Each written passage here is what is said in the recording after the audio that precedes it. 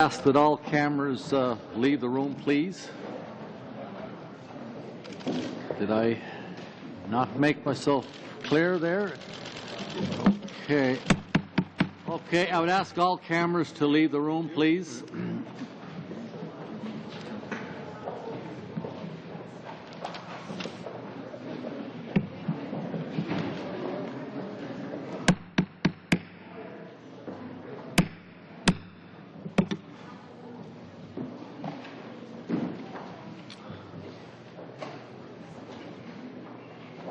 Okay, I would now, colleagues, call the meeting to order and welcome everyone here. This meeting of the Standing Committee on Access to Information, Privacy and Ethics has been called pursuant to the standing orders.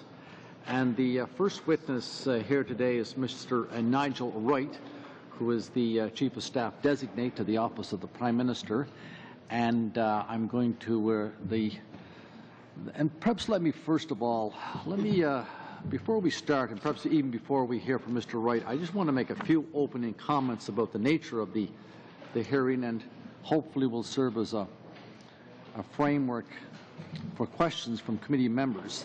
As I indicated, the witness before the committee is Mr. Nigel Wright, the Chief of Staff Designate. He is accompanied by Mr. Joe Wild, the Assistant Secretary to the Cabinet, who's here to answer any technical questions that may arise.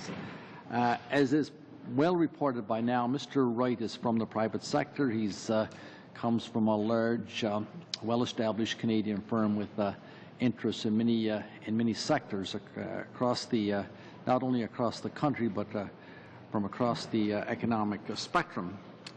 And it's also been reported that Mr. Wright may, after serving at a certain time with the Office of the Prime Minister, return to that company. But I want to remind all members that this inquiry is not, and the Chair will not allow it to become, an inquiry into Mr. Wright's qualifications for that position. That determination has been made by others, and it's not within the mandate of this particular committee. And any questions in that regard will be ruled out of order by the Chair. It is my suggestion that the inquiry be restricted as to how Mr. Wright, the Office of the Prime Minister, the Government of Canada, Privy Council, propose to deal with any real, perceived, or apparent conflict of interest. Mr. Wright has kindly provided this committee with documentation as to his arrangements with the government, and which arrangements were completed with the assistance of the Ethics Commissioner. So again, I would urge members to restrict their questions to those particular issues. And having made those very brief comments, I will now turn the floor over to Mr. Wright. Again, Mr. Wright, Mr. Wild, welcome to both of you to this committee. And you have an opening statement. I understand, Mr. Wright, and the floor is now yours. Je vous remercie, Monsieur le Président. I'd like to thank you, Mr. Chairman, and members of the committee for inviting me to appear today. This committee. I am committed to the principles of the Conflict of Interest Act and the concept of its administration by an independent officer of Parliament. These are important safeguards for the integrity of public office. Appearing with me today, as the Chairman has indicated, is Joe Wild, Assistant Secretary to Cabinet in the Machinery of Government Office in the Privy Council. Joe drafted the ethical wall documents that I've provided to the committee. As many of you know, in March of this year, Prime Minister Stephen Harper asked me to become his Chief of Staff effective January 1st, 2011. I accepted without hesitation.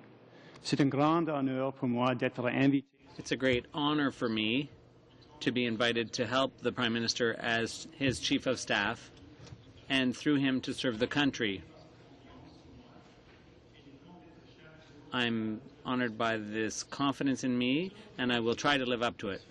Director at Onyx Corporation, a company that works to grow and build value in the portfolio companies it invests in. Onyx is a Canadian company and a great Canadian success story.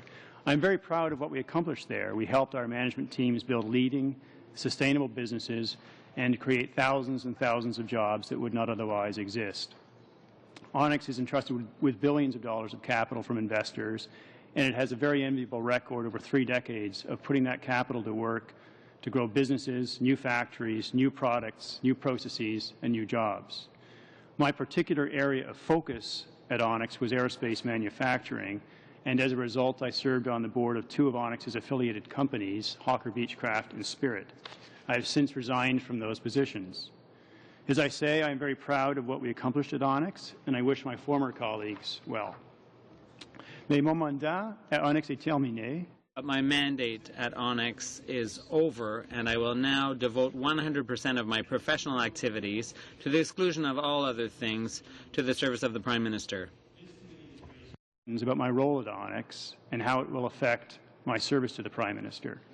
My personal experience is that Onyx's interactions with government were quite limited. Only once in the past 5 years have I met with any federal official regarding any Onyx business. That was when I accompanied the Chief Financial Officer of Onyx to discuss a matter relating to Canada's adoption of the new IFRS accounting rules with officials from the Bank of Canada. So I don't expect issues to arise very frequently, and neither do I expect the ethical wall that we have established to hinder the service and advice that I will render to the Prime Minister. At your invitation, I have come here to discuss the arrangements I have made on the advice and at the direction of the Conflict of Interest and Ethics Commissioner and the Privy Council Office. I wanted to appear as a private citizen before I begin employment so that the committee members' questions may be answered before I take up my duties. Je peux vous dire qu'à toutes les étapes de la procédure, I can tell you that at every step of the way, I attempted to follow and did follow the rules of the Ethics Commissioner to the letter. The first that I will discuss is a letter agreement between Onyx and me reciting the fact that I've taken a leave of absence from that company and setting out the arrangements regarding any potential return. The agreement states that if I choose not to return to Onyx on or before January 1st, 2013, almost 2¼ years from now, I will be deemed to have voluntarily resigned. As well, the agreement makes an exception to the voluntary resignation principle in the event that Onyx terminates me without cause or constructively dismisses me. The purpose of the leave is to avoid the forfeiture of savings and stock options that it took many years for me to earn. The second set of documents that I will discuss are the ones that together define and provide for the administration of the ethical wall I referred to earlier. These documents have been reviewed and approved by the Ethics Commissioner, who is responsible for administering the Act, and as indicated in her email, or the email from her office that I provided to the committee, her determination of my full compliance with the Act, as with any reporting public office holder, will be made upon completion of the confidential report and the publication of any declarations. The ethical wall was prepared by Joe Wild and Yvan Roy, the Deputy Secretary to Cabinet and Counsel to the Clerk of the Privy Council. Mr. Roy is responsible for administering the ethical wall, or conflict screen as it is sometimes known, within government, and the supervisor of the ethical wall will be responsible for ensuring that it is adhered to among political staff and in the Prime Minister's office. The Office of the Ethics Commissioner will monitor the subject matter of the ethical wall to determine whether changes to that subject matter are required from time to time. Monitoring and considering any changes are also obligations that I personally will have. Tous les arrangements que j'ai pris et ceux de All the arrangements I've made and all the arrangements of any public office holder are subject to the strictest regulations in Canadian history, the Federal Accountability Act. Parliament set out 5 purposes, one of which is to facilitate people who have worked in the private sector joining the public sector, and vice versa. That is a good thing. It is what has allowed people from all walks of life to serve in government, including at the highest level of government. With that in mind, it was back in April that I began working with the Ethics Commissioner and others to ensure that my affairs were arranged in compliance with the Act. The very first question I raised with the Office of the Ethics Commissioner was about public office holders on leaves of absence. And I was told that the Commissioner accepts leaves with the proper protections in place and has done so with other individuals. I then began disclosing my personal financial circumstances to the Ethics Commissioner and familiarizing myself with the Conflict of Interest Act. Her office recommended that a conflict screen or ethical wall be established, and with that direction I met with Messieurs Roy and Wild of the Privy Council Office and asked them to prepare an ethical wall that would prevent any potential conflicts from arising. That process has been ongoing and was completed this past Friday when the Ethics Commissioner indicated her approval of the ethical wall documents that you have. The maintenance and monitoring of the ethical wall will be an ongoing process involving the PCO, the supervisor of the wall, and the Office of the Ethics Commissioner. And it will also require me to update those 3 offices should any information come up to my attention requiring a change to the scope. I have fully disclosed to the Ethics Commissioner my personal financial circumstances, and I will be repeating that in the formal confidential report that the statute requires. The Commissioner's office will be posting my declaration online for everyone to see. The ethical wall covers 3 areas that have been determined by the Ethics Commissioner with my agreement. As of now, the Ethics Commissioner has determined that these 3 areas and no others are areas of actual or potential conflicts. I have voluntarily added a 4th area, the Canadian aerospace manufacturing industry. Because my previous involvement in aerospace manufacturing was extensive, I decided it would be prudent to make the aerospace manufacturing industry in Canada part of the wall. I was not required to do so, but I have considered it prudent to do so. In 2006, Parliament enacted a law administered by the Ethics Commissioner explicitly to provide for the avoidance of conflicts of interest for individuals intending to come from other walks of life into the Government of Canada. It established a complete and comprehensive system based on public and confidential disclosures, and it is working well. J'ai entièrement confiance en la... I have full confidence in the Ethics Commissioner and in her capacity as an independent officer of Parliament to enforce the Act against myself as against all public office holders, putting the interests of Canadians above all others. That was what Parliament wanted when it passed the Accountability Act, and all Canadians are entitled to expect no less. I have conducted myself in this manner, and nothing in my past would suggest that I will conduct myself otherwise in future, and I publicly undertake to do so. I thank you for inviting me, and I'll be delighted to answer your questions.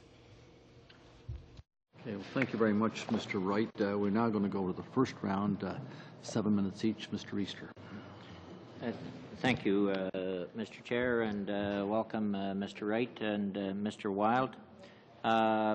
First and foremost, I might say that Onyx and your connection with Onyx and the company certainly has been a success in the business world, and we congratulate you for that. This, however, is the political world, and government doesn't run exactly like a business. Sometimes we think it should, but it certainly doesn't. And one of the concerns since you have been named as the potential as the Chief of Staff for the Prime Minister, there's been a lot of concern raised about the holdings of Onyx, the number of companies that basically filter out through. I think there's 40 companies connected to quite a number of departments, and there's certainly the potential there for a conflict of interest. And we are very, I know we are, and the public is very concerned about that, especially the fact that as you state in your letter, that you're on really a leave of absence from Onyx and will return to that company under very different rules than somebody else can return after working with government, can go into the private sector and certain cooling off periods. Mr. Chair, I do have a graphic that we would like to put up on the screens. I think it would be easier to make the connections to at least some of the companies that Mr. Wright has connections to. Is it possible to put that graph up on the screens? Is it in both official languages, Mr. Easter? Yes, it is. Okay. Does anyone have been? Okay, go ahead. Then can it be put up on the screens there? Well, I can't put it up, Mr. Easter. I don't know what. Somebody can put that up. If you haven't made arrangements, Yeah, it's being done. go ahead with your question, Mr. Easter. Can you take a copy up, Mr. Wright? Basically, Mr. Wright, in your documents and the ethnical walls, you outline basically five areas where you're using the ethical walls to prevent to try and prevent conflict of interests. Aerospace is there. Special taxation in the Canadian private equity sector, tax deductibility, and any other areas that the Ethics Commissioner may deem to be of a concern. I wonder, Clerk, could you hand those out, because I think they're clearer than the graphs. In any event, on the graph that you have before you, Mr. Wright, when you look at everything from Cineplex and Indigo, that's in the culture area. Allison Transmission is really in heavy equipment and fluids. The aircraft you mentioned, Hawker Beechcraft, etc. Rest Care is involved in, and Skilled Healthcare Group, they're all involved in the health area. Onyx itself, and quite a number of others on this chart. We find it near, and in the blue on the inside of that chart, the red circles are companies that you and Onyx have connections to. The blue circles are the departments that we feel are connected to companies. And you are going to be in the, I would say, second most or third most powerful position in the land. With what you've spelt out here on the ethical walls, I mean, how can you do your job as Chief of Staff? And how can you assure us that there will not be a conflict of interest either when you're doing your job as Chief of Staff or when you go back to Onyx within an 18-month period? Thank you, Mr. Chair.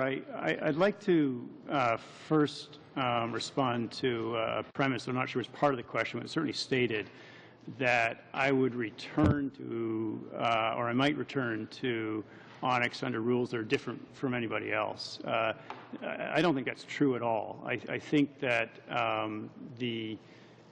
there's a system established within the Ethics Commissioner's office around leaves of absence, but particularly the reference was made to the cooling off period in Section 35 of the Conflict of Interest Act. That section provides that nobody except a contract of employment with a company with which they had direct dealings during the prior year in their role as a public office holder.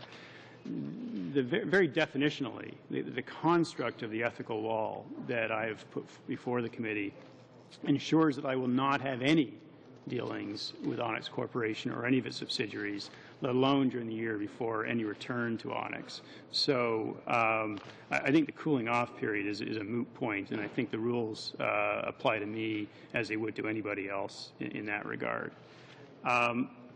Secondly, I think important question has been asked about how the wall operates, and the members give me a slide with a number of departments of government listed on it. It's important to understand that the ethical wall is established around issues and topics and decision points, not around departments of government. So what the ethical wall sets out, I think, very clearly is that any matter or discussion or information that may relate to any of those areas that is the subject of the wall, so anything touching an Onyx company, anything touching Canadian aerospace manufacturing, will be diverted from me. So people other than me will be involved in making decisions, briefings about those. They won't come close to me. So I think it's actually going to be quite straightforward. In my experience, and I can only speak to my personal experience, in my experience, the interactions between government and Onyx has been very limited. And ethical walls like this have, I think, operated successfully in the past.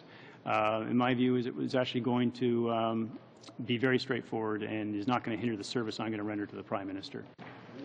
Okay, no, Mr. Easter, your time is up. Thank you, and we're now going to move to Madame Freeman. Madame Freeman, 7 minutes. Thank you, Mr. Wright, for accepting our invitation. First, I'd like to ask you, the Conservative Party has always condemned the fact that under the Liberal government, senior officials could go back and forth from the public sector to the private sector, from government to the corporate world, and that was called a revolving door syndrome, and that created a problem because the Conservatives condemned that situation and took a stand against it and said they would put an end to it. Mr. Harper has designated you Chief of Staff. You're the rising star, the star of Bay Street. You're from the private sector. You're from one of the biggest private employers in Canada, if not the biggest. And you're going to become the second most important person as the Prime Minister's Chief of Staff. Don't you think that ethically there's a problem there? Because despite the fact that you've used this whole system, this ethical wall, you're going to hear things, confidential reports, you're going to learn things, you're going to get a lot of information. And even if you have Section 34 and 35 of the Act that says there's post-employment rules, you can't ignore everything that you'll have heard and read and learned. And all these secrets, state secrets, all that information, all those privileged contacts you've had, you're going to bring that back to the corporate world. Don't you think ethically there's a problem? Thank you for the question. The problem, I think, as this government saw it, was not so much that there was an interchange of people between the public and the private sectors. I think Parliament adopted an act actually encouraging people from all walks of life to come into government and for the opposite to be true. The problem was a lack of transparency and a lack of statutory rules around what happened. And so the Accountability Act and the Conflict of Interest Act were important reforms, reforms that I'm personally very committed to. As you know, as a member knows, the very first legislation enacted after this government came to office. Right. Ma question précisément porte. Specifically, my question was, don't you find it strange for you to be able to go from the biggest private employer in Canada to, after the Prime Minister, the second most important position in the public sector, in government, and all that information you acquire in that position, and you're going to be here for a relatively short time, you're going to go back to the corporate world with all kinds of information, privileged contacts, and so on, which, at least to my mind, ethically create a problem. I think that the ethical wall that we've established is going to prevent exactly that kind of information from coming to me. So what happens is I have acknowledged in the form of the document you've seen that this wall is being put in place. I've sent a memorandum to political staff throughout government and through PCO, deputy secretaries. And, sorry, Mr. Chair, I just need to respond to this because it's a very important point. I've asked that no information come to me that in any way relates to Onyx or its businesses or the other areas. And so I do not accept that any information will come to me. If it's... Je m'excuse, vous répondez pas à ma question. C'est pas... I'm sorry, you're not answering my question. I'm not necessarily talking about the segregation of information or the ethical wall. I'm talking about all the information as a whole that you're going to come by as Chief of Staff. You're going to learn things about every department, what's going on in those departments, that could potentially, post-employment, enable you to create an even larger network. There's something wrong ethically with the whole setup. That's my comment. I'm going to move to a second question. How do you expect to play your role as Chief of Staff, because you deal with so many departments and so many fields? You're going to have to recuse yourself constantly from these fields. How do you expect to be able to do your job as Chief of Staff. And secondly, the problem is one of recusal when it comes to the budget. That's the cornerstone of government. When it comes time to draw up the budget, what are you going to do? With all the ramifications, we can only wonder what's left for you to do. You're everywhere with Onyx. You're involved in everything. You're going to have to withdraw from everything. You're going to have to. It's going to have to be an across-the-board recusal. How can you help the Prime Minister?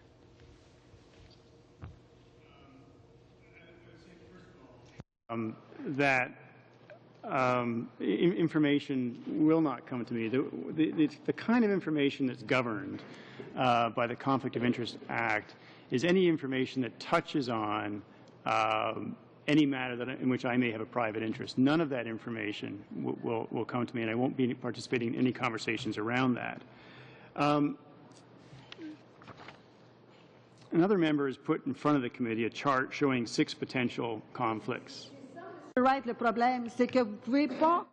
Mr. Wright, that's not the problem. The problem is that you won't be able to see any of the information. You won't be able to participate in everything because you're already involved in everything. So what are you going to do as Chief of Staff?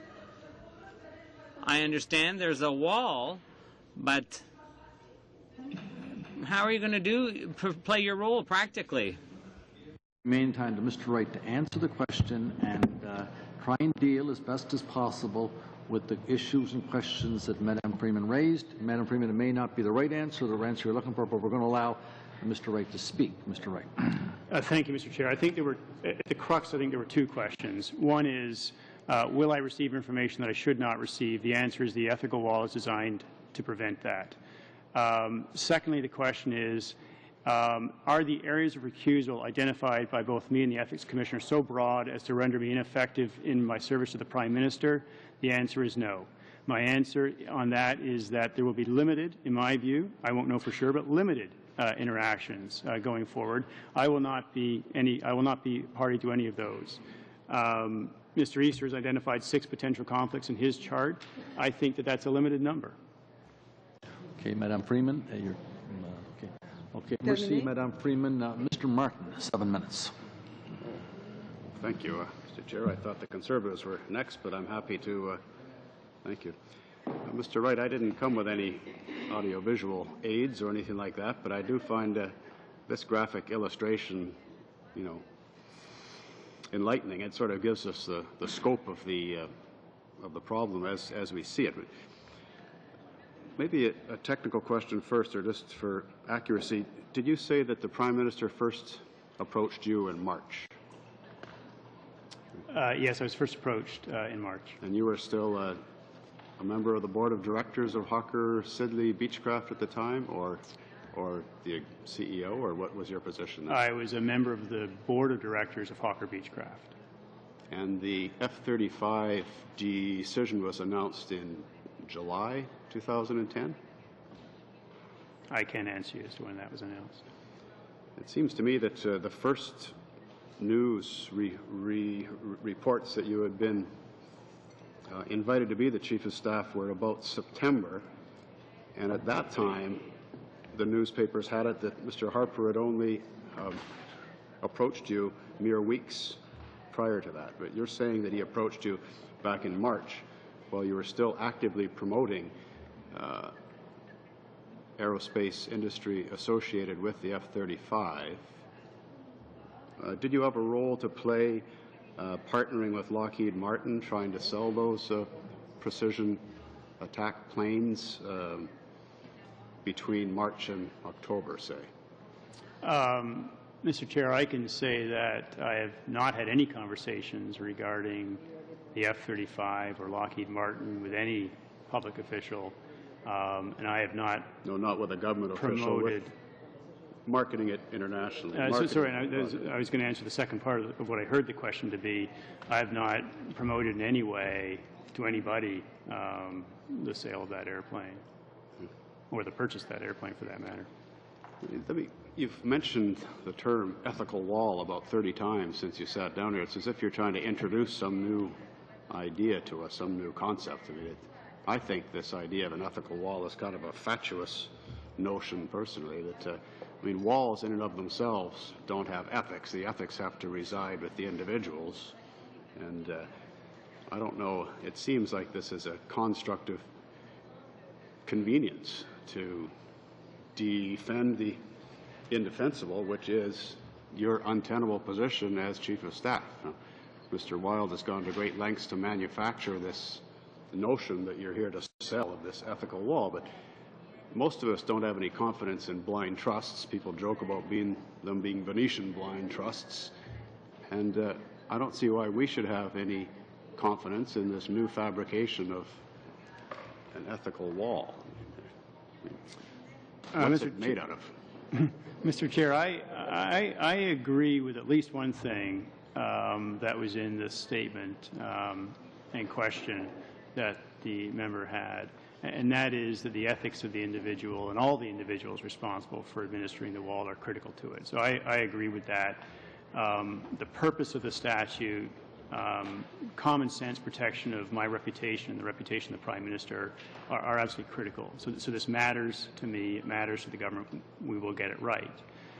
Ethical walls, they go by different names, but ethical wall is certainly a name that I've heard many times in the private sector, are very important, because that is actually how you communicate to a broad and complex organization what can and can't happen.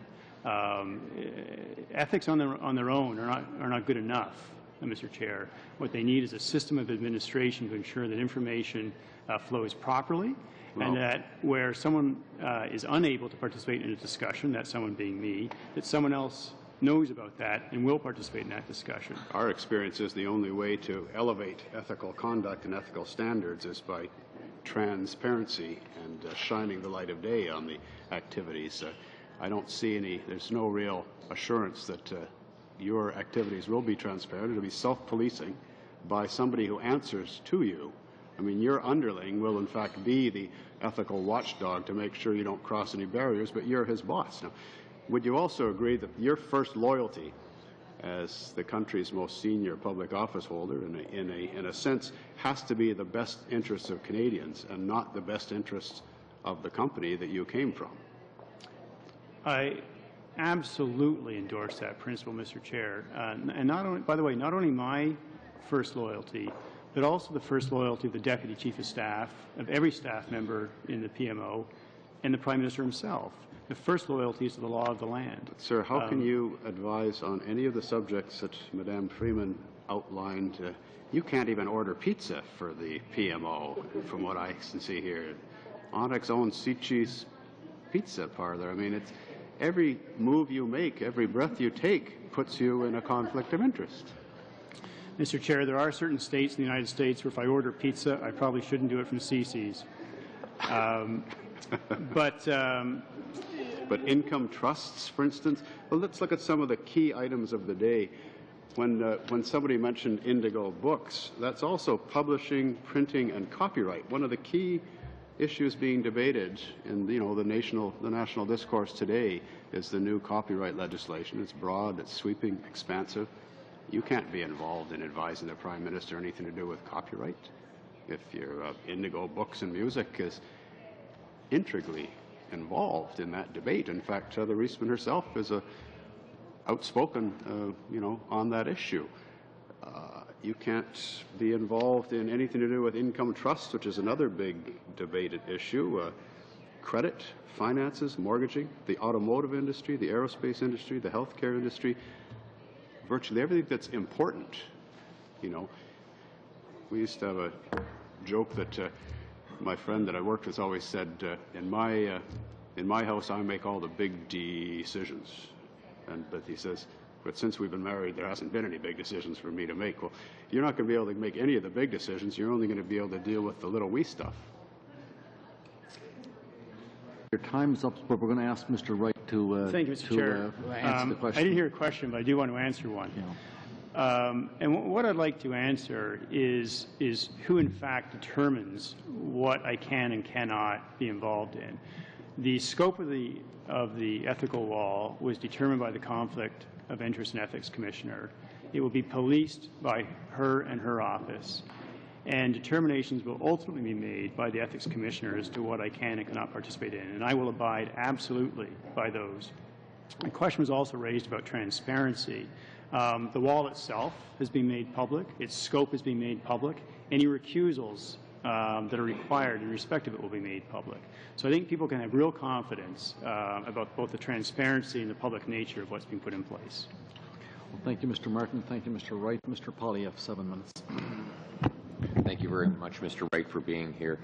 And I'd like to begin by agreeing with Mr. Easter that your record of success in the business world has been admirable, and it is good to see people who've succeeded in the private sector making the sacrifice to come to serve the country in the public realm, and we're very much pleased that you're joining the government to serve in that capacity. You were just moments ago discussing the process that you've undertaken with the Ethics Commissioner. Can you describe it in some greater detail? Thank you, Mr. Chair. As I mentioned, I first met with the Office of the Ethics Commissioner in April of this year. My first question had to do with leaves of absence that had been taken by other public office holders and whether there was a system. I followed that up really with 2 steps. One was to familiarize myself with the Act, understanding exactly how it might apply in my circumstances, and secondly, to make full disclosure of my own circumstances to the Office of the Ethics Commissioner. During the summer, I was advised by the Ethics Commissioner that a ethical wall or conflict screen should be established. After which I asked Mr. Roy and Mr. Wild to prepare that for me. That was reviewed and approved by the Ethics Commissioner on Friday of last week. The next steps for me are to undertake the remaining statutory steps, which is to make full disclosure in the confidential report required by the statute of my holdings, and to get the actual declarations from the Ethics Commissioner put on the public record as they relate to me. Now, the opposition has questioned and even attacked your motives in pursuing your work. I'd like to ask you, what is it that compelled you to come into this new role? What motivates you to do the job that you've accepted to do? I appreciate that question because a number of people not in this room have told me that they're very curious as to how this committee appearance goes because they think it's very valuable that people from outside of Ottawa, people who aren't insiders, get a chance to come and play a role in government, so long as they're doing so in compliance with the Act and all other ethical standards. For me, I've had more than really all my life, I would say public policy has been a passion of mine. For 3 decades, I've had some involvement in the political process, manifested itself through the party system, but also in things I've done in my community and on a voluntary basis. I came here as a young man to be a staffer on the Hill, so it's been a real passion of mine. To be asked to come in a senior role by a Prime Minister whose values align with mine in every single way just felt like a complete, unique, once-in-a-lifetime privilege, impossible to do anything with other than say yes. So I come here very eager to get going, extremely committed to making this work and getting it right. You come with an enormous track record of experience, an unimpeachable reputation, and you've been distinguished mostly, though not exclusively, by your work in the business sector of society. Can you maybe comment, generally speaking, about what your background as a successful businessman brings as a skill set to the job that you'll be doing in the Prime Minister's office?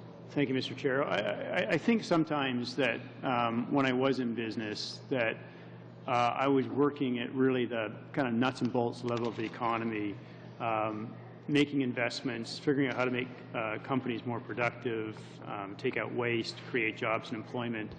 I understand, as another member has commented early on, that business and government are different, but understanding at the grassroots level actually how jobs are created, how employment growth occurs, how businesses grow, I think is something that will be valuable. We are in a recovery, but is in a fragile stage, Mr. Chair, and it needs good public policy. I've also been a staffer in Ottawa, and maybe not enough in this country are there people who have experience both in how government works and how business works. I'm hoping to bring that to the service of the Prime Minister. Can you explain the purpose behind the blind trust? I don't know about Venetian blind trust. This blind trust follows a form that was created and drafted by the Ethics Commissioner. I transferred all of my controlled assets into the blind trust in late October.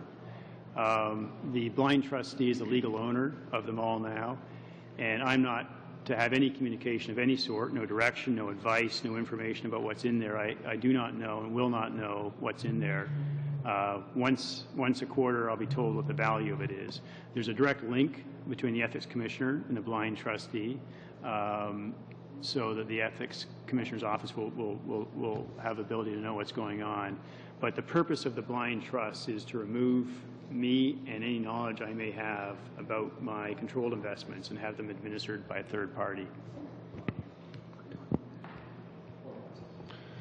I just want, Mr. Chair, to make a clarification, because there seems to be some misunderstanding in the way that this has been debated by some members.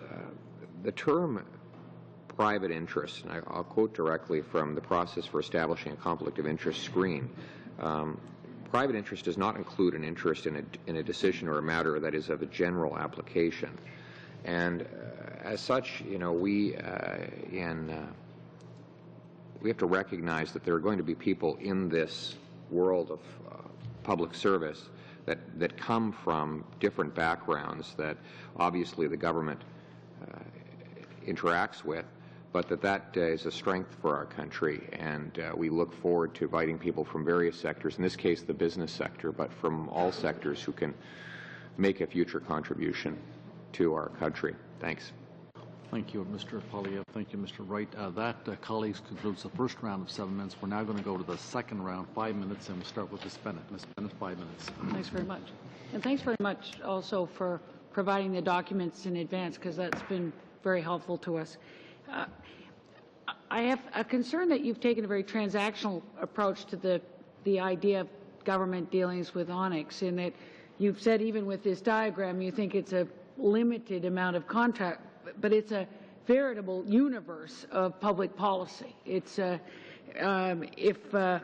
only 1% of box office receipts are for Canadian films, would you be able to participate in a conversation of Canadian content on Canadian screens in Canada, for example? Would you be able to have a conversation about corporate tax cuts with borrowed dollars?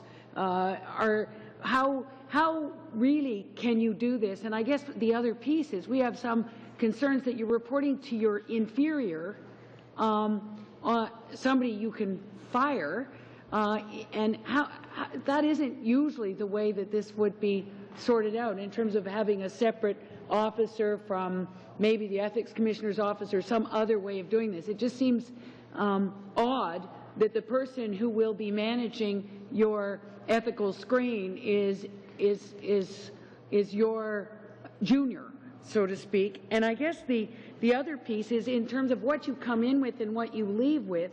Is there a reason why the code of conduct in terms of the cooling off period wouldn't apply to you? Mr. Chair, I'll answer the first two questions I heard, then may ask the member to repeat the third question, because I'm not sure I heard it or understood it properly. The first question had to deal with what's in, what's out, what's covered, what's not covered, if I take a transactional approach. I think the essence of the ethical wall is that understanding that fair-minded people may differ as to what is or isn't covered, that decision will not be my decision. Whether something is or is not covered by the ethical wall will ultimately be determined by the ethics commissioner. In doing so, she'll look at the statute, I believe, and she'll see that an interest is not, a private interest is not included a decision or matter that is of general application that affects a public office holder as one of a broad class of persons. So she'll look to that definition in the statute. But the point I really want to make in answer to the question is that I won't decide on my own behalf.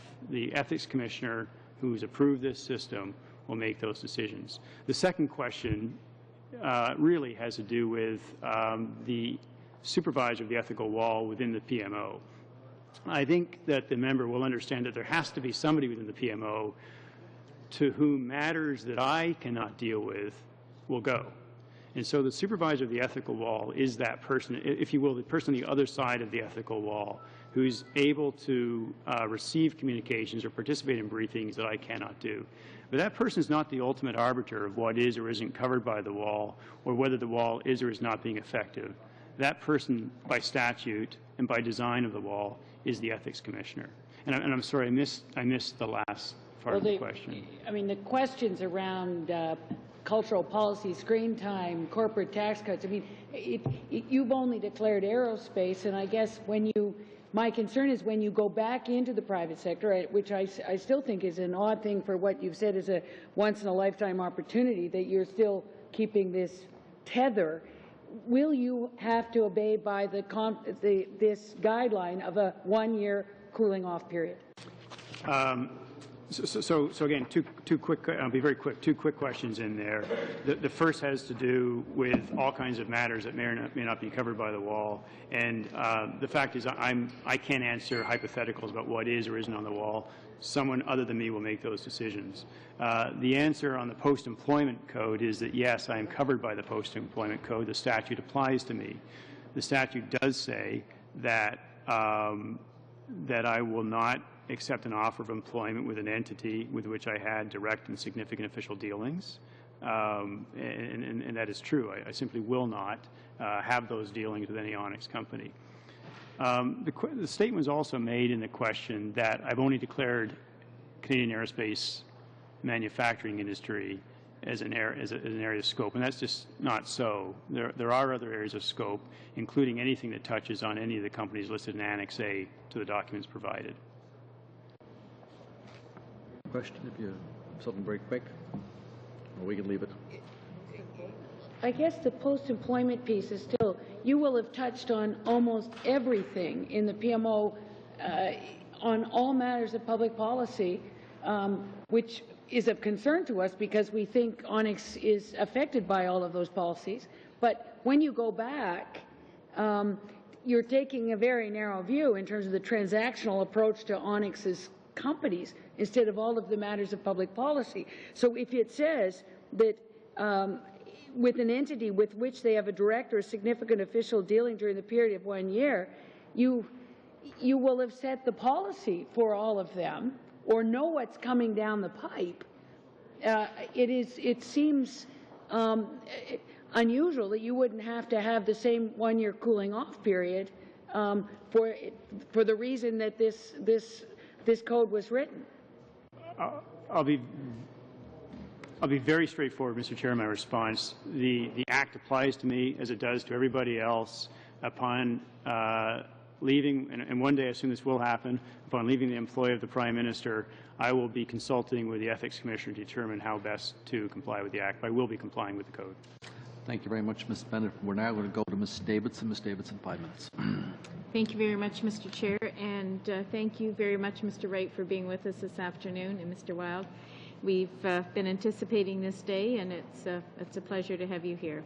And I'd like to echo the comments of my colleague as well, to say how much we appreciate the fact that you are showing an interest in being a part of the government. I think it's very important that we can have people of your caliber that have the interest to give service to the country. So thank you very much for that. We appreciate it.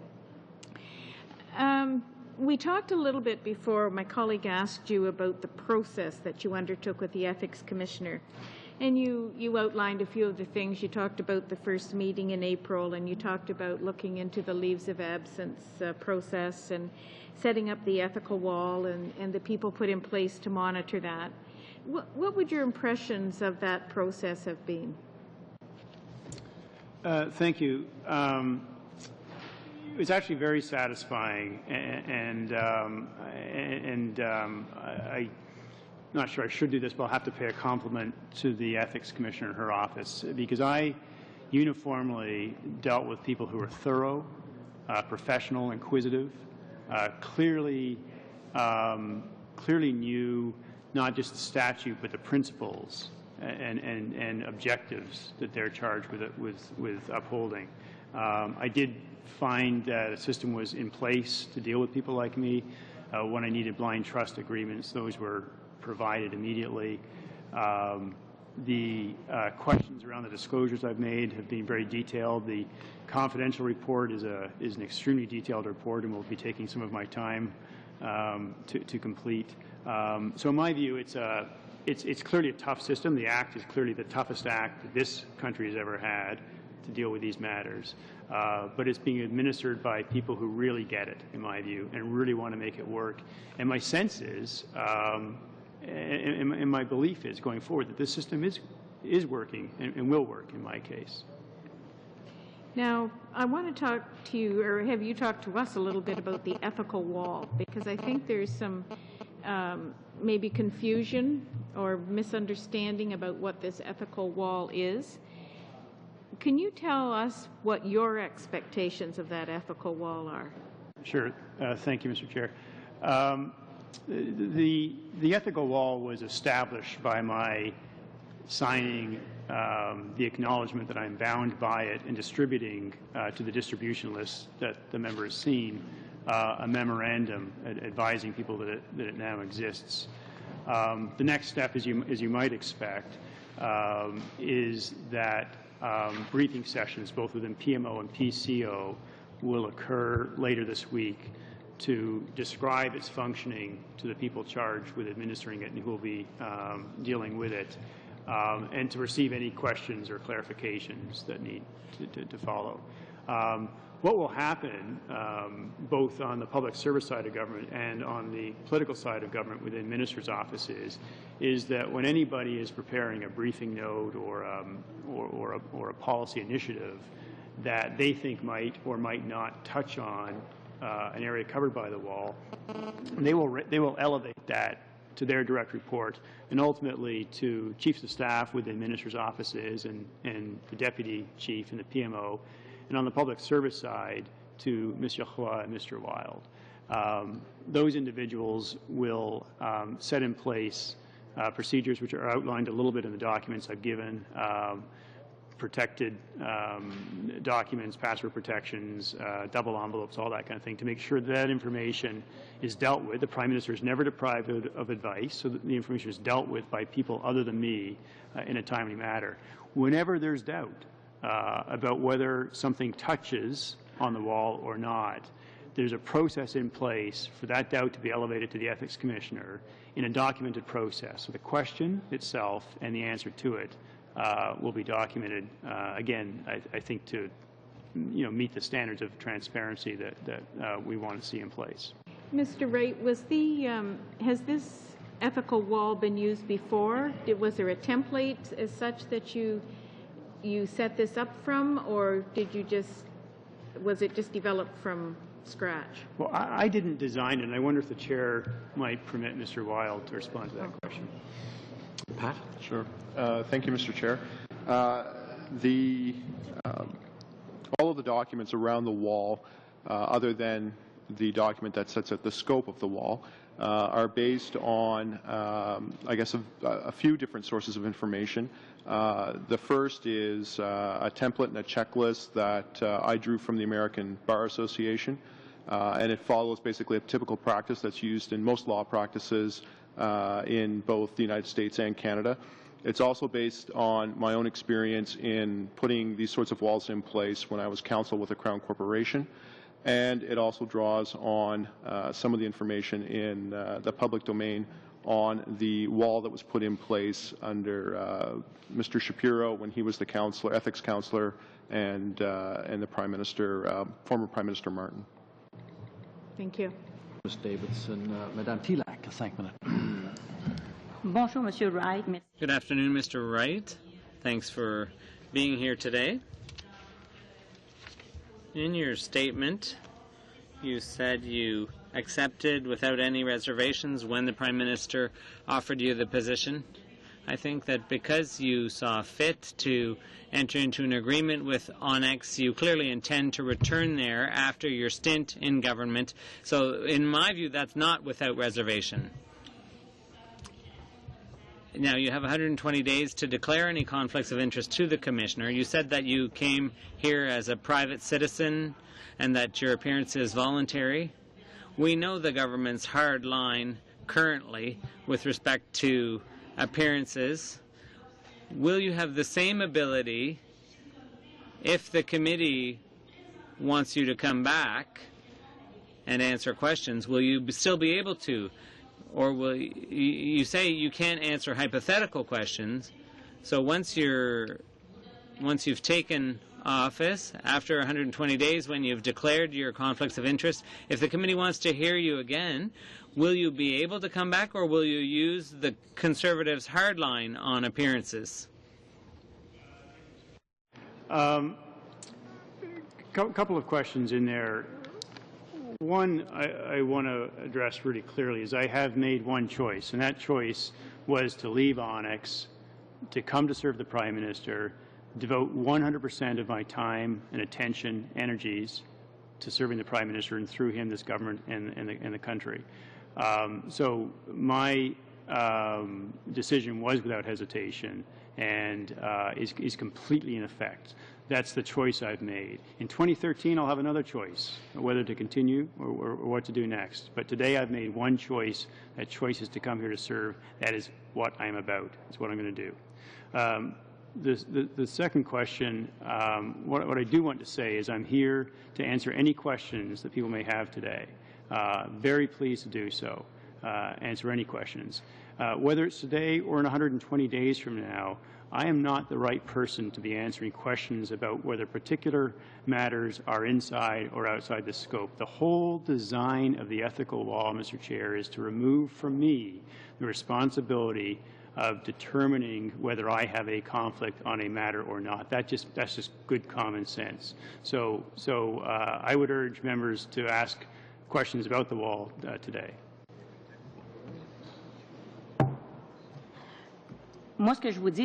What I'm saying is, as Chief of Staff, you'll be taking stands, you'll be setting the direction, and you say that you've come here as a private citizen out of the goodness of your heart, and you say you can't answer hypothetical questions. What I want to know is, once you are in your position, if we have other questions for you, based on information that's not available to us yet, because you'll be providing it in the 120 days after you take office. So I'm just wondering, as Chief of Staff and Prime Minister, it'll be for you to decide whether you can appear again later.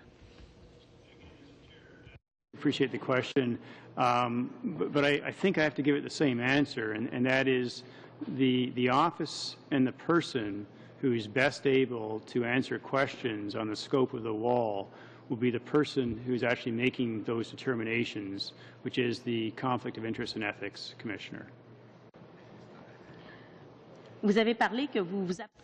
You said you would remove yourself from discussions.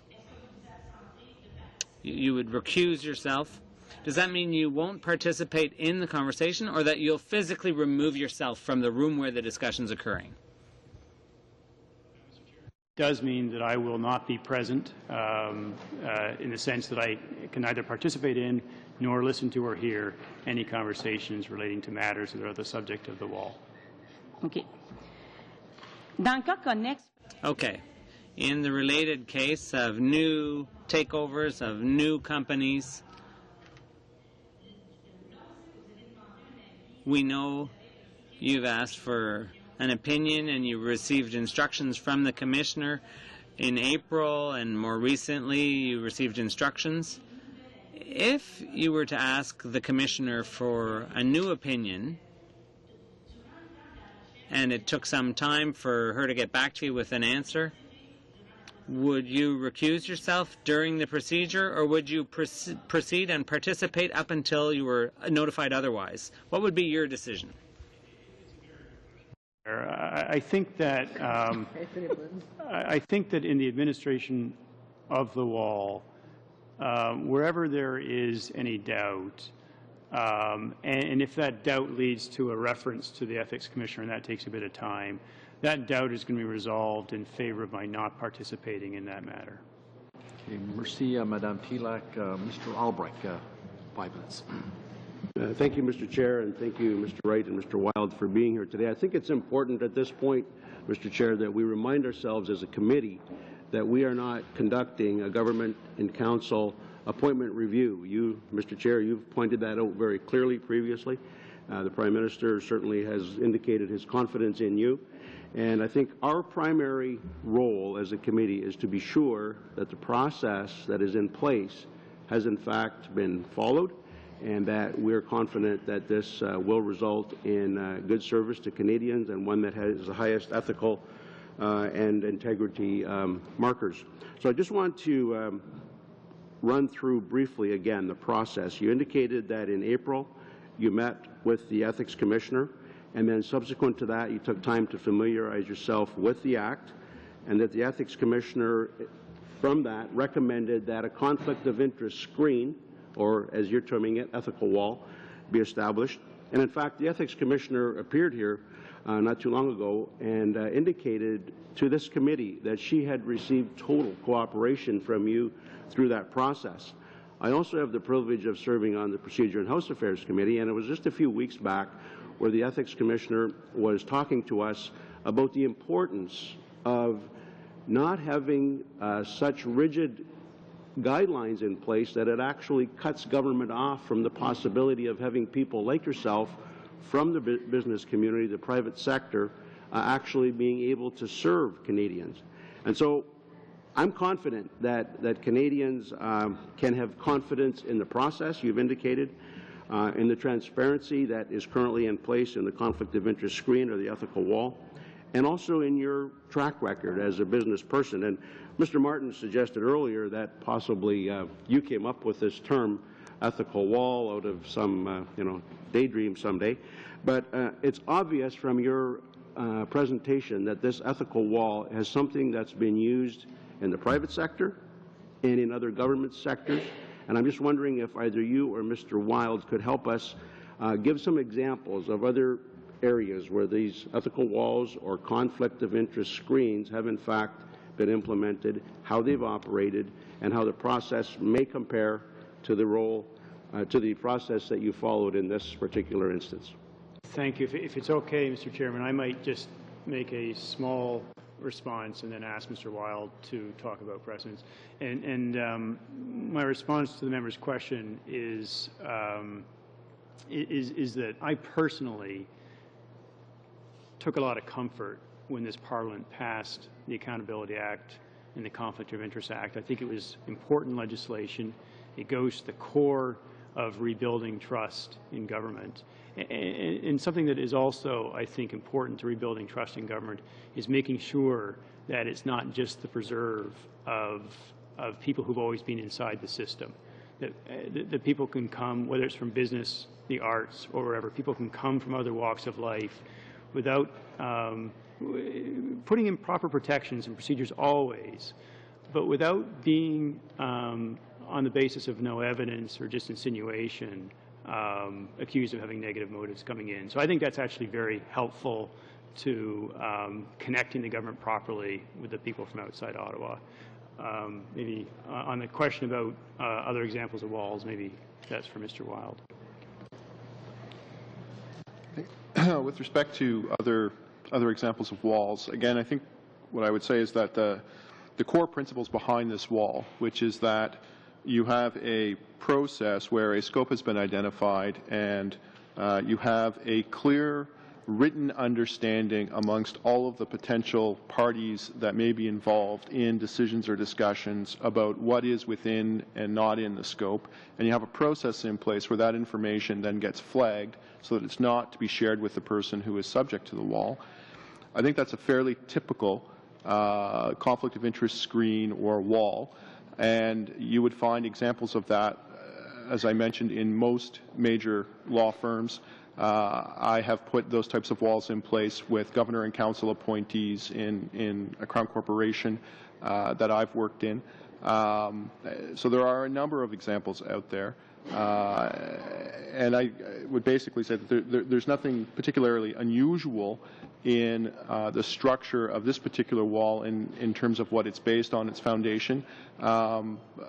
It is, I think, compared to, I mean, there are a number of approaches. Some approaches are that you simply place a memo on the file that simply says this file is not to be shown by or to, person X. This procedure goes further than that in that it clearly sets out what happens in the event that for some reason information does go to Mr. Wright when it shouldn't have. It makes clear who's responsible for ensuring that files are segregated, whether they're electronic or physical files, and it makes clear that any questions around scope are ultimately to go to the Conflict of Interest and Ethics Commissioner. So in that sense, it's a well-documented process and procedure, and the fact that it's made public will mean that people will be able to judge whether or not it is being honored or not. Mr. Albright. Mr. Martin, 5 minutes. Thank you, Chair. It strikes me, I think what strikes me most is the extraordinary lengths that people have gone to essentially make a round peg fit into a square hole. I mean, to craft things so that you are suitable for this position when the sheer scale of what necessary steps that had to be taken clearly indicate that you're not, in my view. I mean, I'm reading through some of this arcane stuff that Joe has developed here. I mean, point number 7 is worthy of Sir Humphrey in Yes Minister. It says, should an official identify an issue which falls within the subject matter of the ethical wall, the official shall first raise the matter with his or her director, who will then discuss it with the Deputy Secretary for the Secretariat, who will then be responsible for referring this matter to the Deputy Secretary of the Cabinet, who will then be responsible for referring this matter to the Council to the Clerk. You've created a whole mini bureaucracy just trying to keep you away from documents. And it also says, any such files shall be labeled as not to be shown to Nigel Wright.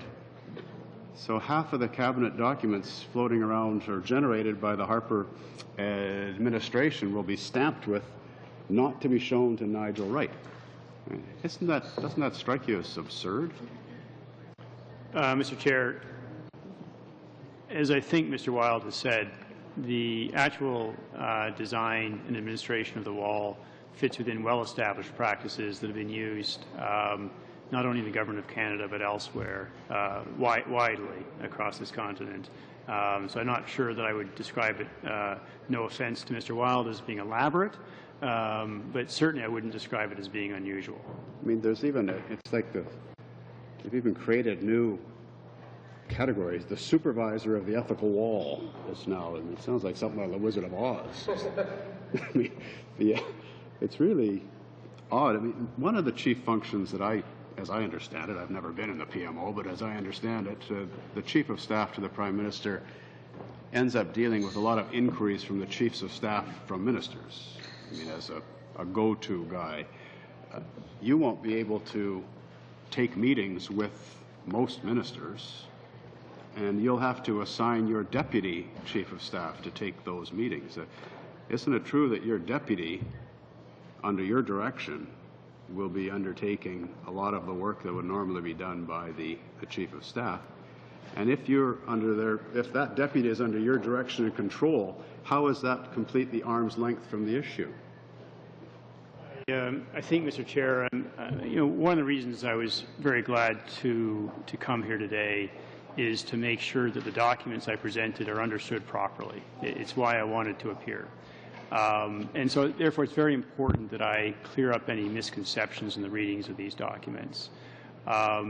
The way the ethical wall is designed and will function is that any matter that touches on the Canadian aerospace manufacturing industry, areas identified by the Ethics Commissioner, the 2 tax policy areas identified, or any matter in which any of the companies listed on Annex A as a private interest, those matters will be dealt with as the ethical law determines. That is not the same thing as saying, Mr. Chair, that anything that is within the purview of the Ministry of Health, the Department of Health, is covered by the wall. Again, I will not be the person making those decisions, but the wall is not built around departments of government. It's actually built around potential conflicts. If we look at item number 6, in the event that Nigel Wright ever comes into possession of government information from employees of the government related to subject matter, Nigel Wright will notify the Conflict of Interest Commissioner and the supervisor of the ethical wall, and immediately turn that information over to the supervisor of the ethical wall. Then a bunch of action gets triggered. I mean, an enormous amount of energy and administrative capacity is now dedicated to keeping you away from files. Again, it's just crazy. Listen, Mr. Chair, I don't accept the description of it as the member has said. What I will say is that again, I can only speak to my experience, but my experience is that the amount of interaction between ONX and the Government of Canada has been extremely limited. When we look at when we look at 2 other examples, Mr. Chair. Government issues. Thank you, Mr. Chair. When we look at 2 other examples of very senior public officials, so Prime Minister Martin, the Honourable Belinda Stronach, both with very extensive business dealings, and when I count the number of times it was published that matters came to their attention requiring recusal, it was between 10 and 15 a year. Stronach was outside the cabinet room more often than she was in. Okay, that's your time, Mr. Martin. Thank you very much. We're now going to move on to Mr. Easter. Mr. Easter, you have 5 minutes. Thank you, Mr. Chair.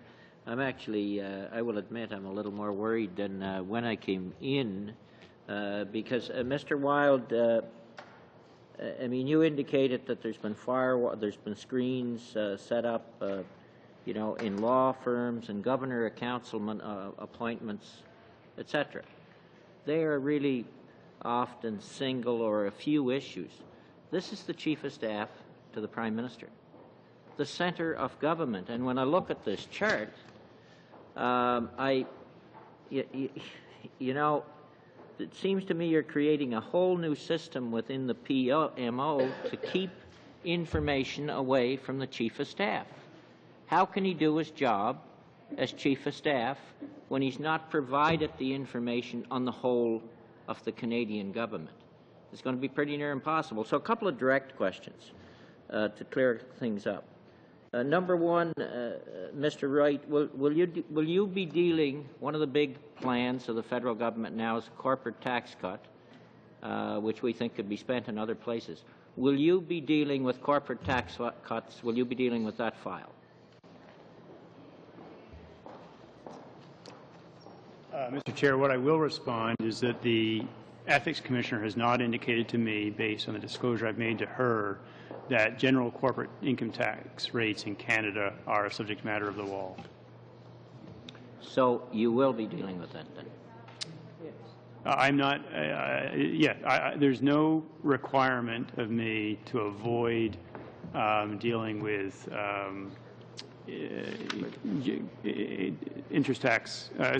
corporate tax rates. That is a matter of general application, as you see in the statute, and it does not affect the public office holder other than as a broad class of persons.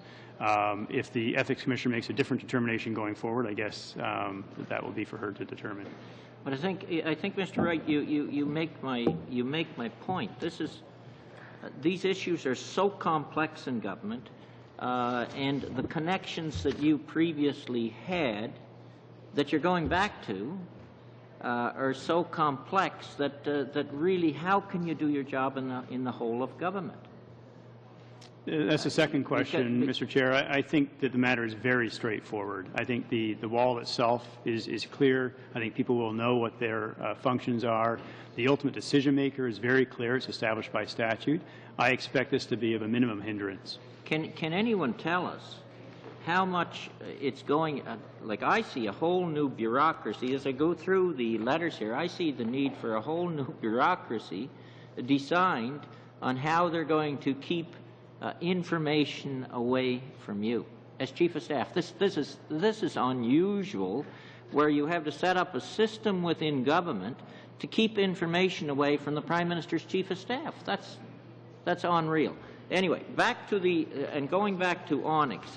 This was asked earlier, and it relates to the conflict of interest and post-employment codes for public office holders.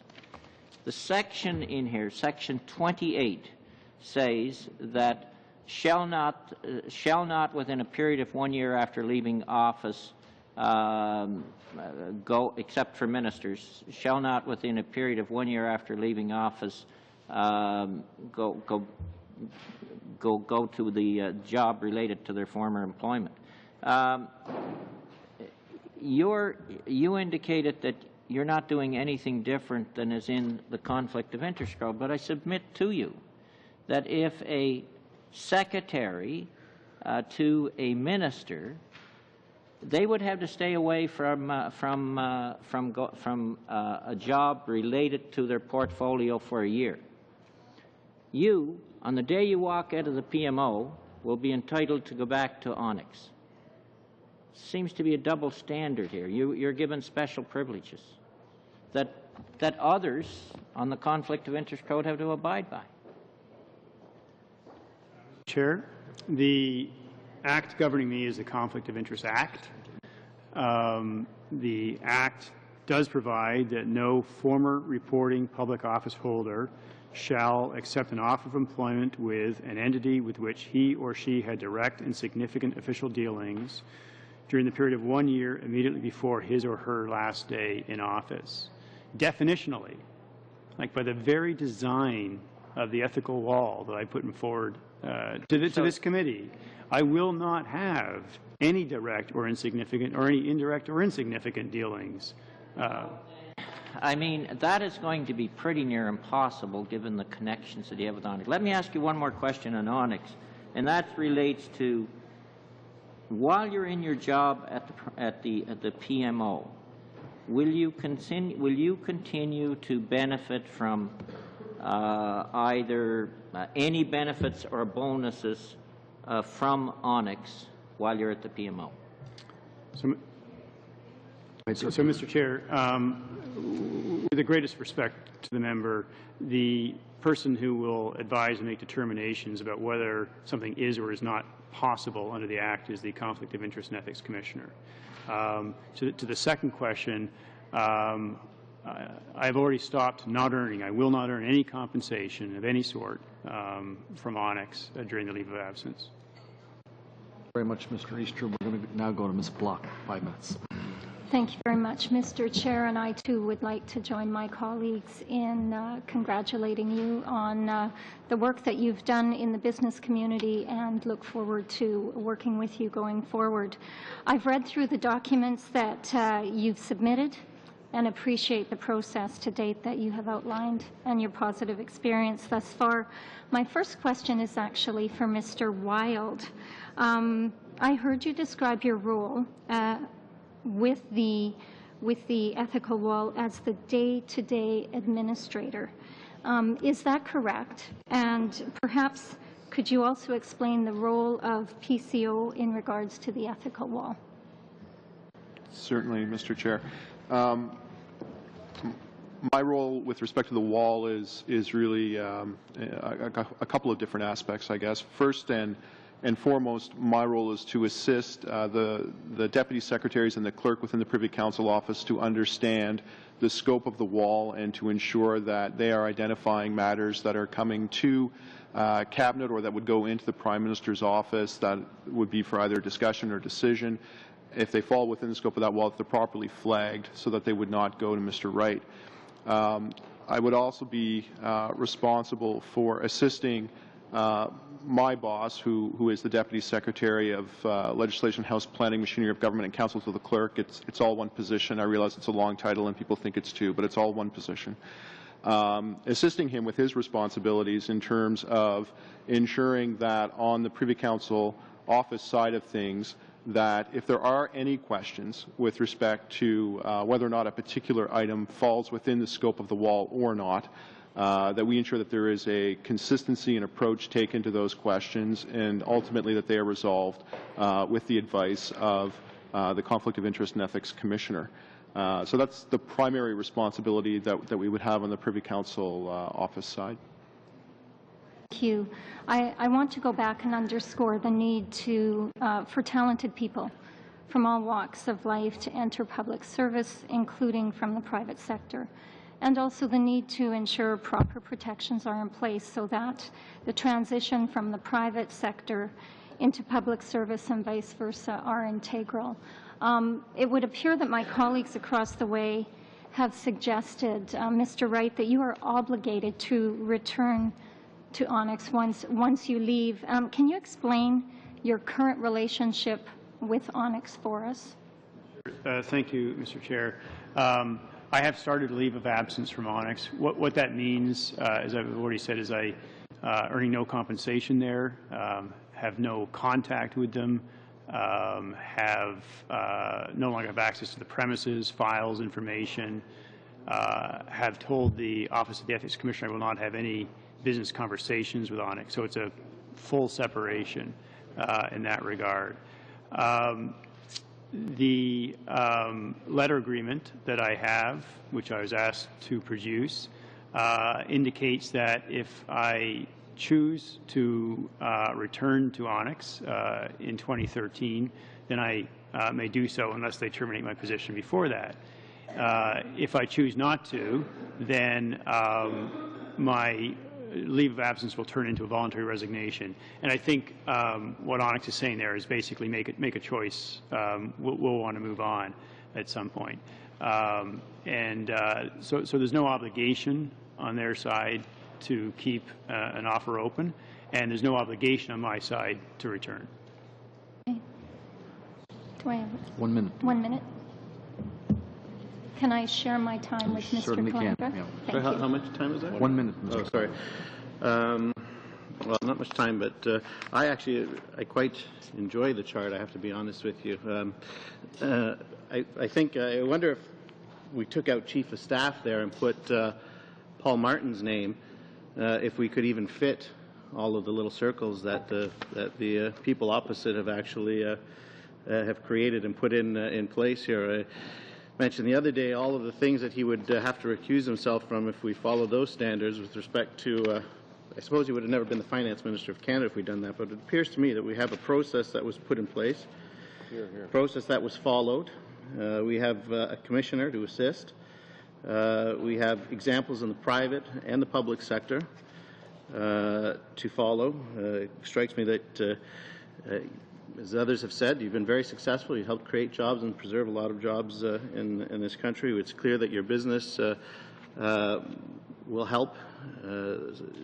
Your past experiences will certainly help us, help you in your current role. I know that I suppose the members opposite might have some trouble with the fact that Mr. Easter is quite right. This is unusual because I would suspect that for Liberals, ethics are quite unusual when they're so obsessed with their entitlements in the past. And this new process of where we brought in some of the highest ethical standards with the Accountability Act are somewhat unusual to them. And it's taken them a while to get back to an understanding that we do things differently around here. And I haven't given you a lot of time, but I'm more interested in the blind trust and how that works, because you know, a lawyer goes back to being a lawyer in this place. Members of Parliament, an insurance broker is an insurance broker. Landry, your time is up. Oh, am I really? You can just make a very brief question in 10 seconds, Sorry. and then I'll let you conclude. Okay. I'll stop it at that. It's the blind trust that I'm Okay, one speaker at a time, please. Mr. Wright has the microphone right now. Mr. Chair, the blind trust was set up under agreements that are standard form documents created within the Office of the Ethics Commissioner.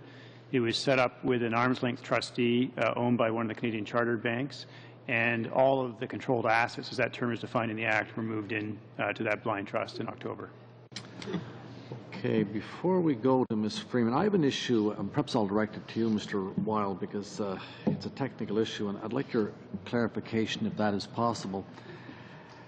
And under Section 4 of the Act, and I'll quote it here, a public officer is in a conflict of interest where the exercise of an official function, duty, or power provides an opportunity to further his private interest. I'll underline private interest. And the Act goes on, and as Mr. Polyev pointed out, it provides that private interest does not include an interest in a decision that is of a general application.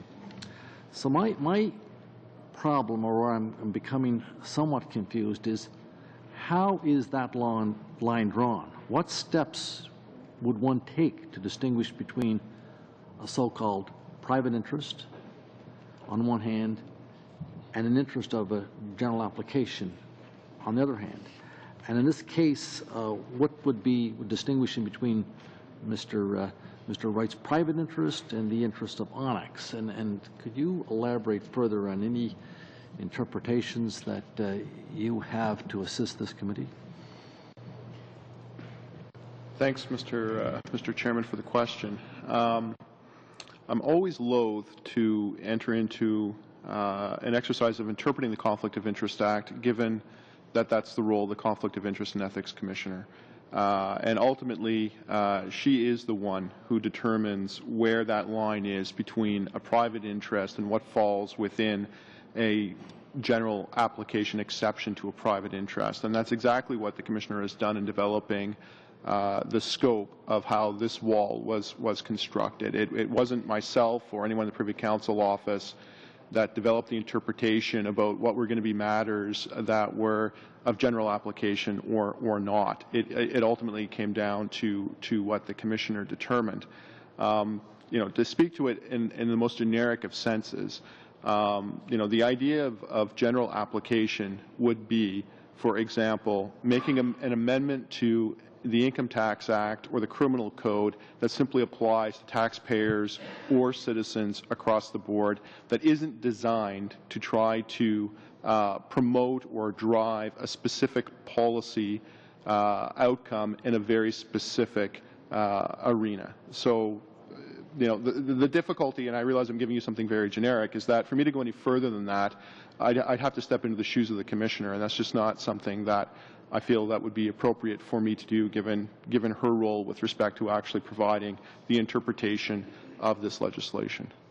But do you agree with me that that is really the gist of this debate? Because if you interpret it very narrowly, which some members obviously have, it would restrict Mr. Wright's activities greatly. If you restricted it in another manner, it's all one of interpretation.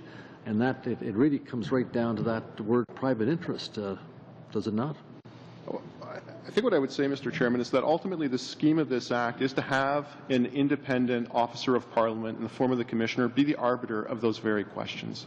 And that is her role to do. And I would hope that, having constructed the legislation, Parliament has expressed its views as to what it wishes this regime to be. It has expressed its views as to what the purpose of this Act is, including to facilitate interchange between the private and public sector. That with all of those things in mind, that there is trust in that role that that Commissioner is playing. And from at least my side in terms of the public service, we fully respect that that is the role that Mary Dawson is playing as the Commissioner. And we try not to get into making definitive interpretations around the Act as a result of that. Well, thank you for your comments. Madame Freeman, the second minute. Merci. Ms. Freeman, 5 minutes. Thank you, Mr. Chairman. Mr. Wright, I'd like to come back to a question I asked earlier, but I didn't get an answer to it, or not a clear one, about the budget. It's one of the most, if not the most important things a government does, draw up an annual budget that they table in the House. There are so many things in the budget There are so many things that would affect Onyx companies that you wouldn't be able to be involved in drawing up the budget. How can you justify your job, your role in the Prime Minister's office if you have to recuse yourself from drawing up the budget, which is the main thing the government does?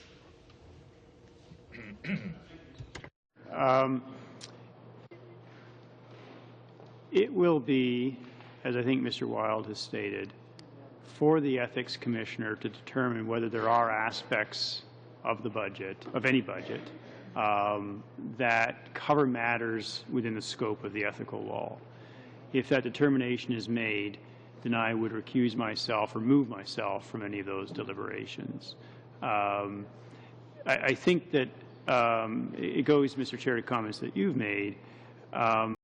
I would expect that in making those determinations, the Ethics Commissioner would apply herself to the definition of private interest and consider whether the matters are of general application, whether they affect a public office holder, i.e. me, as one of a broad class of persons or not. So that's sort of the standard that would be applied as she makes that determination.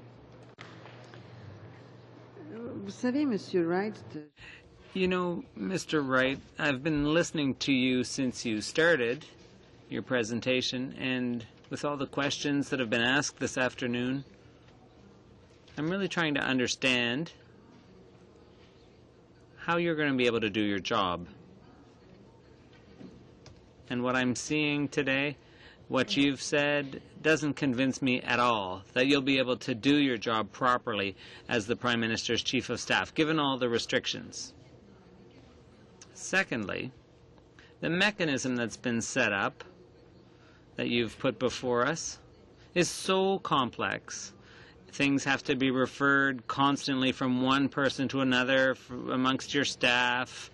If there's a question, it has to go to the Ethics Commissioner, Ms. Dawson. The mechanism that's being set up to try to allow you to do your job as Chief of Staff, which is already quite limited given all your interests.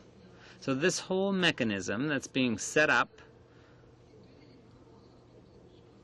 I think when you consider everything, I really don't think you've demonstrated to us that you'll be in a position to do your job properly and fully as Chief of Staff to a Prime Minister.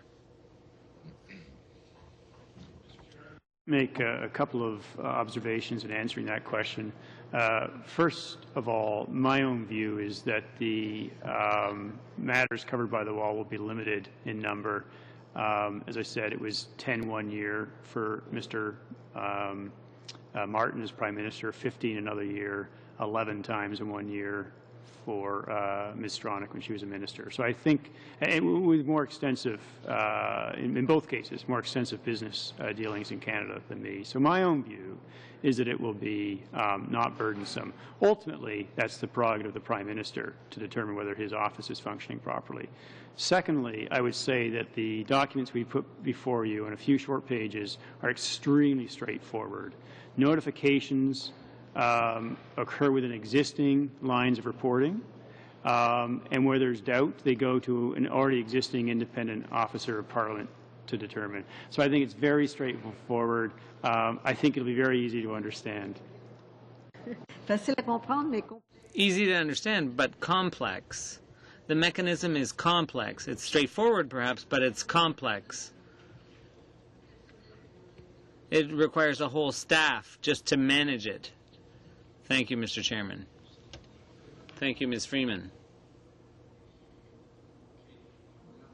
Mr. Polly, you have 5 minutes. That'll probably conclude it, I believe, colleagues. Mr. Polly. I'll just return to the point on which I closed at the end of my earlier introduction, or my earlier intervention, because Ms. Bennett, I think, touched upon it in her remarks. She commented on whether or not the Chief of Staff would have opinions and express opinions on the, for example, the corporate reduction of corporate tax rates, business tax rates on job creators, suggesting that because of your background in business that you would then be unable to comment on taxation for all businesses.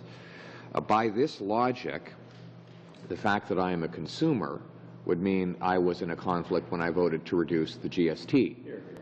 The fact that some members of the House of Commons coach Little League means that they were in conflict when they supported the children's fitness tax credit. The fact that some members of the House of Commons are farmers would mean that they were in conflict when they voted to support agriculture. If that principle were broadly applied, it would mean one of two things. Either members of Parliament couldn't do anything, or we could only elect members of Parliament who have no recreational, family, community, commercial, or any other form of interest, because at some point they would be prevented from voting on something that would ultimately affect the broad class of people of which they are a part. And that brings me to the section in the Act to which the Chairman referred, which is Section 2, under the definition of private interest, because it foresaw that exact extreme, ridiculous, and Orwellian interpretation, and it prevented that interpretation from going ahead when it said private interest does not include an interest in a decision or matter that is of general application, that affects a public office holder as one of a broad class of persons, or C, that concerns the remuneration of benefits received by virtue of being a public office holder. So the first two being the most pertinent, if it is of general application or if it is broadly applicable to a class of persons, then it is not something on which could be defined as a private interest. To conclude this, where does the line drawn, as the Chairman asked earlier on? The line is drawn by the Ethics Commissioner, who's chosen by Parliament to interpret the Act. And you have made the right decision by making all of your interests known to her, your background and your responsibilities, so that she can determine whether something falls under your private interest or whether it is simply of general application to a broad class of persons. I just leave that as an open comment and welcome any response you might have. Well, thank you, Mr. Chair, because I think that was very well stated, how the Act does work and should work. I note that although Mr. Paul Martin, the Right Honourable Paul Martin, did not have the benefit of an independent officer of Parliament to help administer his system, he certainly seemed to be able to draw the same distinctions and make the same judgments that the member was speaking about as Minister of Finance and Prime Minister, with very extensive business dealings, I think much more extensive in this country than mine.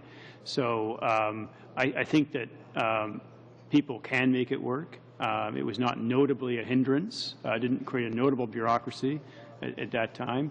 Today we actually have an office created by statute to administer it. My view is that this will actually be very straightforward, not complex, and will work. And will protect fundamentally what we care about, which is that you can bring people into government to bring their outside experiences, their knowledge, their background to bear, do so in a way that ensures with full transparency and full accountability that the interests of the people of Canada are served first and foremost. That's my own personal commitment. It matters to me. It matters to this government. And that's the reason why this legislation was the first piece of legislation that was introduced by this government into the House. Thank you, Mr. Poilievre. Have you two quick questions, Ms. Bennett? I just wanted to go back at the fact that the wall would be administered by a person junior to you. If that isn't working, is there not a possibility that the Ethics Commissioner could second somebody to PMO or to PCO to do? It just is there. This has never been tried before, and let's say in a conversation about a budget, which is about choices, there are going to be things that fall in your area. I guess this junior person to you is going to decide which parts of a budget conversation you can be party to? I think it's a very well-intentioned question, so I appreciate it. Part of my comfort, Mr. Chair, is because I know the Deputy Chief of Staff in the Prime Minister's office who's going to be the supervisor of the ethical wall. I think you actually need an individual like that within the PMO to be a go-to place if I'm not the go-to place. So I think it will work. I also know that he understands the statute and his responsibility first and foremost as a public office holder to uphold the statute. I'm open-minded. I mean, if the fear that the member has that somehow this just cannot work, if that fear is well-founded, then I will be the first person to seek the advice of the ethics commissioners, see what another system, whether another system could work or another solution be applied. But I take a lot of comfort, Mr. Chair, that very similar walls have worked in earlier circumstances, including with the Prime Minister of Canada. So I take a lot of comfort that it will work. But I'm open. I mean, I want it to work, and if for some reason it is not working, I will seek advice on how to make it work. And after you're no longer in your job and are back at Onyx, how do you deal with things that you have found out by your role in the PMO about upcoming policy that would affect a decision taken by the company? I will obviously have a full exit briefing with the Ethics Commissioner and her staff, as is provided for under the Act. I've read the Act several times very thoroughly. I've thought very carefully about how it might apply to me in my circumstances. I mean, the member knows, and again, I think it's a very well-intentioned question. The member knows that this is a hypothetical. Would I possibly learn something that has no application to any of my prior life, but might have application to a future life that hasn't happened yet? So this is something that may or may not happen. I don't think it'll be the first time it's ever happened to me. It would happen to any reporting public office holder, whether going to a job they'd never thought about or going back to a job they'd previously held. It would happen to anybody. And I think that I would do what everybody else will do, which is to get some counseling and advice on the way out. And by the way, that advice remains open to me even after having left public office. I still have the resources of that office to go to seek advice. But I can tell you, Mr. Chair, that I have invested at least 20 years in business in my own reputation. I'm excited to come to Ottawa. I'm excited to come into public service because I think I have something to offer and to contribute. In no way will I put myself in a position of undoing what's taken 20 years to build. Thank you, Ms. Bennett. That exhausts the question. And I, on behalf of the committee, want to thank you, Mr. Wright, for your appearance here today, you, Mr. Wild. And I'm going to invite you, Mr. Wright, if you've got any closing comments or remarks you want to make to the committee at this point in time. Mr. Chair, just a very few. First of all, I want to thank the members. These are important matters. I think it's being treated. I think they've been treated as important matters. So I actually appreciate the invitation to come here to speak about them. I felt it's been a good conversation. I just hope that I've helped the members of the committee understand how the purpose and objects of the Conflict of Interest Act will be fulfilled and sustained by me and by people in the PMO during my time there. Thank you. Well, thank you very much. Mr. Wild, do you have any closing comments or remarks you want to make? No, thank you. Well, thank you very much. I should point out that the committee will deal with the minutes of the steering committee, but what I'll do right now to allow members to leave, I'll suspend for 1 minute and we'll resume the meeting in 1 minute's time. Meeting suspended.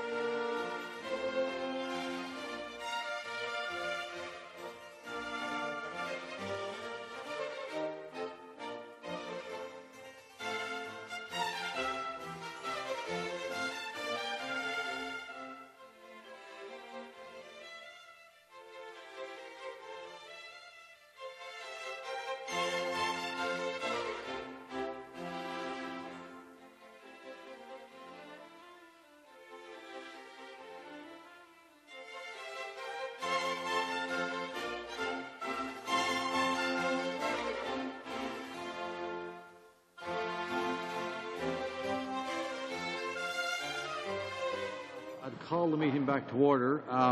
Since we only have a few minutes left, the only remaining item of business this afternoon will, of course, be the approval of the steering committee meeting that was held earlier today, and I'll just go over it briefly.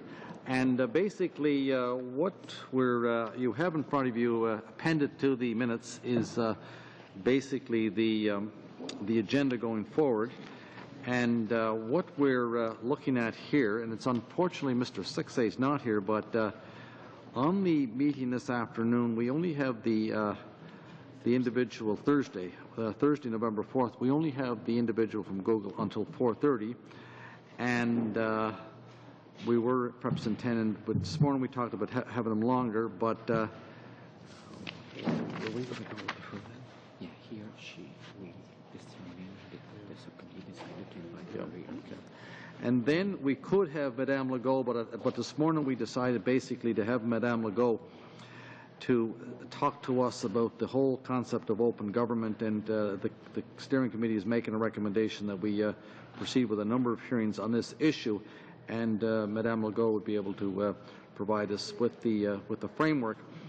On November 18th, we have tentatively scheduled to conclude our report on the Google issue, and we will have heard all the witnesses by that time. And also, I should point out that the committee is going to be inviting, at some point in time,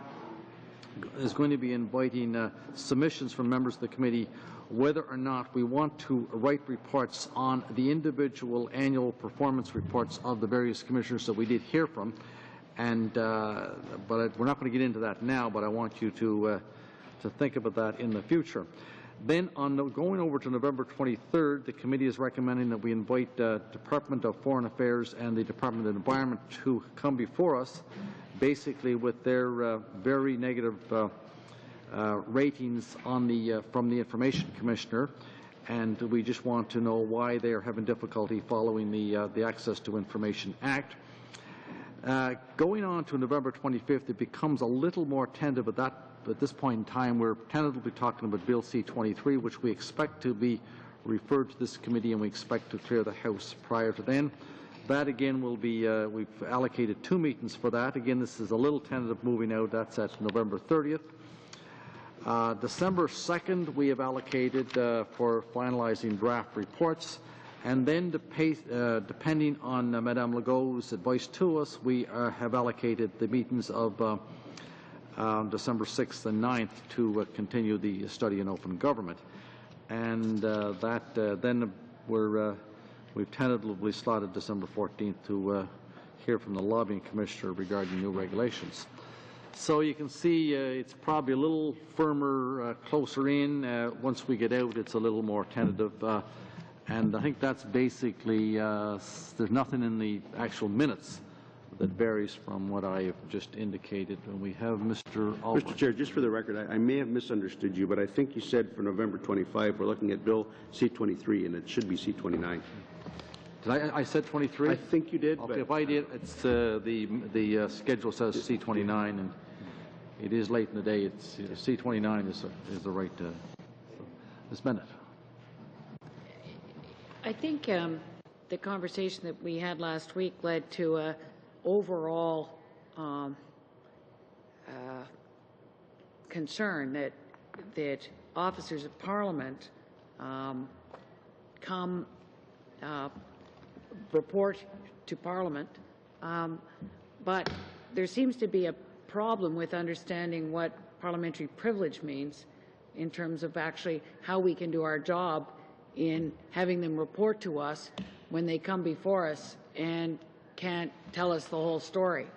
And I think that is for all of the commissioners, and I do believe that the legal counsel to the House of Commons, but I believe that this committee needs to look at the framework across government institutions for the fact that officers of Parliament have to report to Parliament, but then get to decide which bits of information they give parliamentarians and how we actually can do our job if when they come they say, sorry, I can't tell.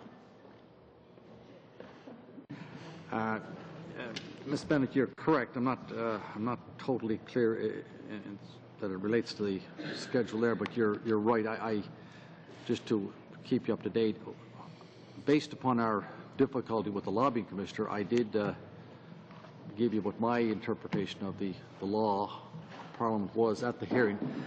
I did subsequently write the Parliamentary Counsel, Mr. Rob Walsh. I got his letter just earlier today. It wasn't in both official languages. He expects the French translation to come tomorrow. It'll be circulated to the committee members tomorrow, and basically confirms that Parliament has the right to, and we went over this before, the Parliament has the right to ask these questions and get answers, but that is, and the commissioners cannot come to the committee saying my act says this, so I can't say anything. That's not the law at all, and that has to be balanced with what's in the public interest, and that has to be dealt with by this committee. But I don't know if it's really behooves us to get into the whole thing right now. Mr. Albright. Mr. Chair, I disagree. What they did not say they wouldn't be able to divulge. They couldn't divulge during the time the investigation was going on. And the problem this committee is getting into over and over again is that we want to do the investigations instead of letting the lobbying commissioner, the ethics commissioner, or the information commissioner do their job. That's their job. And if we're going to do all of their jobs, then we might as well sit for 24 hours a day and let them go. No, and I don't disagree with you. It's not our job to investigate but any... That's what Ms. Bennett was asking for in the last meeting, with due respect. In the College of Physicians and Surgeons, the college has to divulge the investigations that are undergoing, anonymized. When it's been found to be of no merit, it still stays undisclosed. If there's found to be a problem, then you disclose the name. I guess I would wonder whether Mr. Walsh would come and give us a bit of a tutorial on this in terms of his interpretation, so we aren't spinning around trying to do an investigation. I don't think that's our intent, but I think it would be clearer if there were guidelines for all officers of Parliament as to what they can and cannot tell parliamentary committees. I think we're actually getting ahead of ourselves here. I have the opinion. I will circulate that tomorrow, and we can have this discussion later on. But I don't think there's any disagreement. It's not our job to investigate the matter. We have to be very careful. There's innocent reputations. In fact, just because someone has complained about someone else, that doesn't give us the right as members of Parliament to broadcast it in the media or to go over to the parliamentary committee. But on the other hand, we have a situation with the lobbying commissioner. She is coming to the committee and saying, I'm not going to reveal any investigations. I'm not going to reveal anything about any investigations, as she answered to Madame Freeman. And then she said if there was any violations, she reports it then to the RCMP. Well, to me, there is a bit of a problem there, but it's something for the committee to discuss at a future date. So the chair would entertain a motion to approve the minutes as circulated. Question, Ms. Davidson? Yes. Did you say that on Thursday we were only having Google for 1 hour? 1 hour, yeah, and that's okay. a change from this morning, yeah. Yes, okay. Yeah. I'll move. Okay. The minutes have been moved. Any further discussion? All in favor? Contrary-minded? Motion carried. Yes. Yes. And no further business. The meeting is adjourned.